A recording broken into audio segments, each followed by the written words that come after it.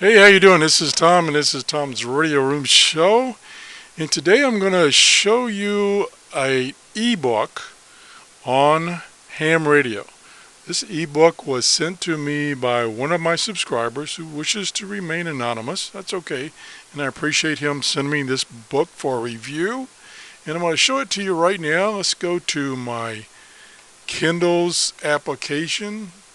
You can get this application from Amazon for free, and then you can read their books that they have for sale, or many of them are free if you belong to the Amazon. I call it the Book of the Month Club. That's not really what it is. You pay $9.98 a month, and you can download 10 books from their library. Now, it doesn't include all the books they have on Amazon, but it includes most of them. And you can look at those books for any length of period of time you want to. But then when you want the 11th book, you have to give one back. It's kind of like a library. Now, I have both those types of books and books that were purchased. So that's why you see a lot of books on my Kindle for the PC program. So the one I'm going to talk about today briefly is this one, Getting on the Air Now. So let's open that one up.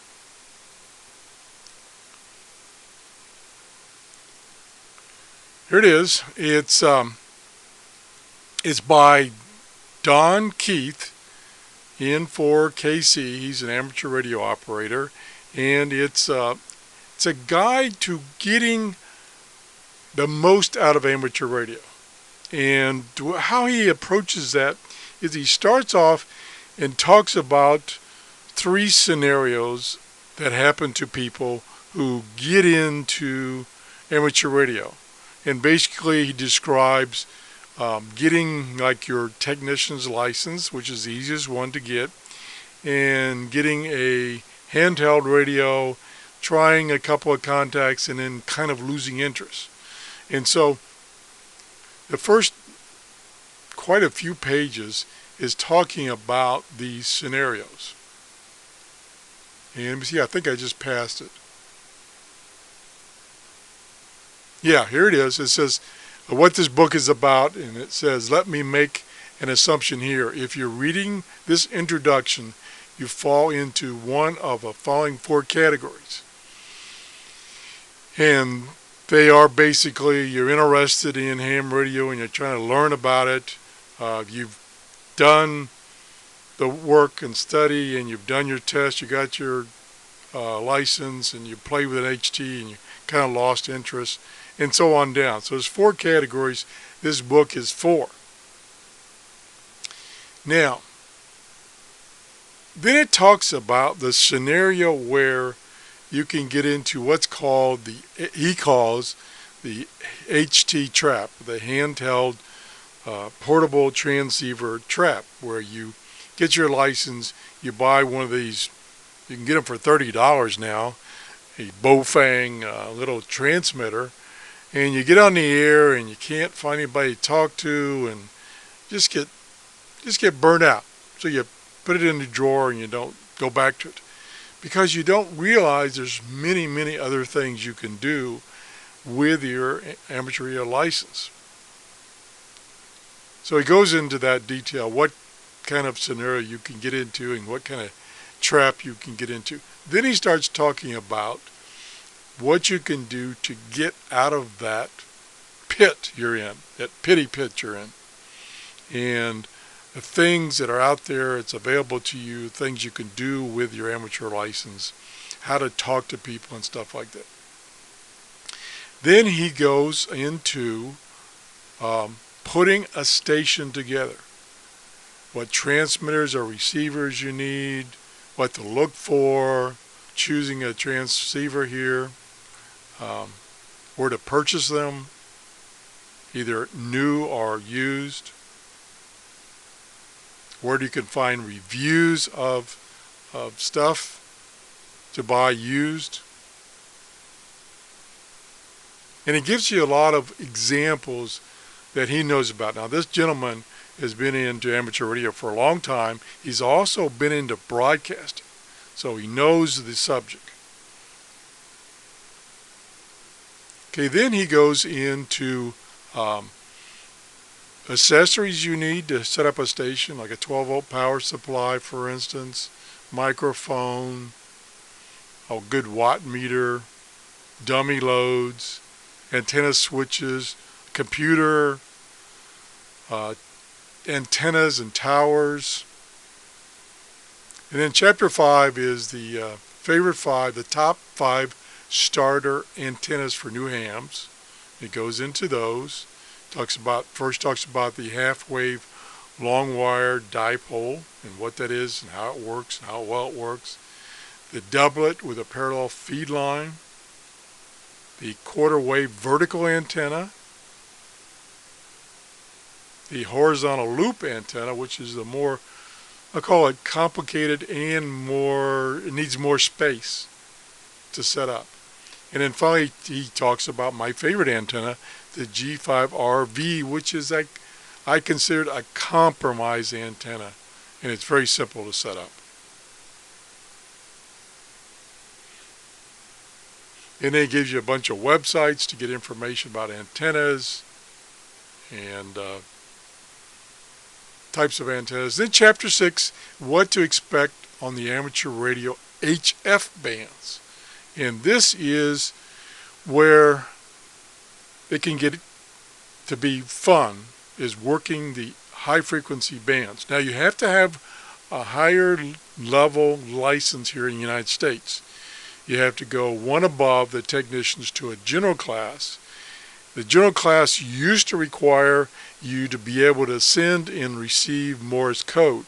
That is not a requirement anymore, so you just have to learn more about the electronics, more about frequencies, more about the rules, FCC rules, and pass the test about those subjects, which are beyond the ones that you passed when you got your technician license. So in this chapter, he talks about each of the HF bands, amateur radio bands, and what you're going to find there. Pretty good discussion of each. What you need to operate on those bands. The fact that there are other modes that you can operate on besides just voice, but digital modes. He goes into each one of the HF amateur radio bands. So then he talks about how you get started and start talking to people, how do you start a conversation and stuff like that. Some of the terminology you need to learn that other hams will use. And then what you can do. Once you get, past that stage, you can get into weather spotting, you can get into emergency and public service communication, DXing, and many, many things you can do once you get your license and your Radio Shack set up with all your equipment.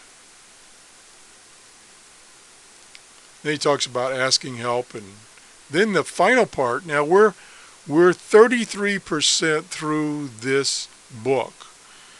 So a third of it is what I just showed you before. The rest of the book is a dictionary. That's all it is. It's a dictionary. It's a very good dictionary. It goes into all the terms related to this hobby. I'll go down to it a little bit.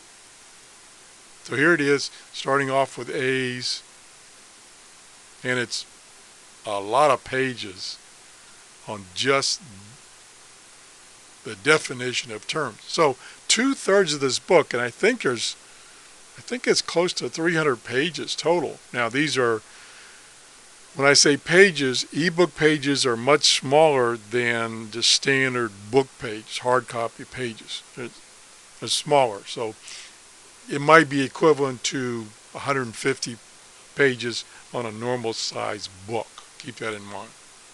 So I think he's got a lot of good information here. There's a couple of things that I think I didn't like about this book. One is when he's describing equipment, he doesn't give any pictorial examples or even links.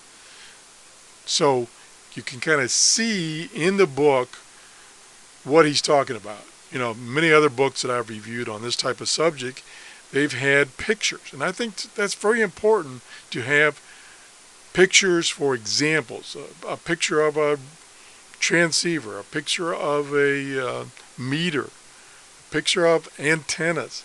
He doesn't have pictures, and I think that's kind of a shortcoming of this book. The other shortcoming is that you think you're getting a big encyclopedia with all these links and pictures and stuff, but unfortunately, or fortunately, depending on how you look at it, 2/3 of the book is dictionary, just what you're seeing now, just dictionary terms. That's all it is. So that's the two negatives I have about this book. The other thing is, I think me being a tightwad, being on a fixed income, I'm always watching, where my money goes. Based on other books on this subject, I think this one's overpriced. The ebook is $9.98 on Amazon. The paperback book is $19.98. I think that's a little steep.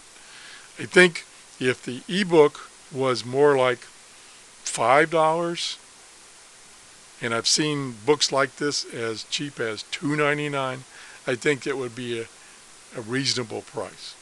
So anyway, that's just my opinion. You can go on Amazon and preview a couple of pages, or get one of these yourself and try it out. Again, they're $9.95. If you enjoyed this show, if it brought you some information, please give me a thumbs up. Thanks for watching. Bye-bye.